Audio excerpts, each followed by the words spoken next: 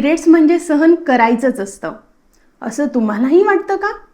प्रत्येक महिन्याला पोट, कंबर आणि पाय इतके दुखतात की काहीच काम होत नाही. पण हा त्रास नेमका का होतो? नमस्कार, मी डॉक्टर वैशाली. अनेक मुली आणि महिलांना मासिक पाळीच्या पहिल्या 1 ते 2 दिवसात खूप वेदना होतात. काहींना पोटात कळा येतात, कंबर दुखते, मळमळ होते, डोकेदुखी, जुलाब किंवा अशक्तपणाही जाणवतो. पण हा त्रास नेमका का होतो? तर आपल्या गर्भाशयाच्या आत एक अस्तर तयार होतं.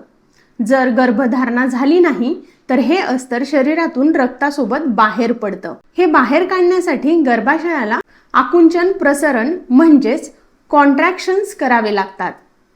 या कॉन्ट्रॅक्शनसाठी शरीरात प्रोस्टाग्लॅन्डिन्स नावाचं रसायन तयार होतं. जर प्रोस्टाग्लॅन्डिन्स जास्त प्रमाणात तयार झाले तर गर्भाशय जास्त जोराने आकुंचन पावतो आणि त्यामुळे तीव्र वेदना होतात. या वेदनांना प्रायमरी डिस्मेनोरिया म्हणतात. पण काही वेळा पिरियड्समधील खूप वेदना एखाद्या आजाराचं लक्षणही असू शकतात, जसं की एंडोमेट्रियोसिस, ॲडिनोमायोसिस, फायब्रॉइड्स, पेल्विक इन्फेक्शन, PCOS.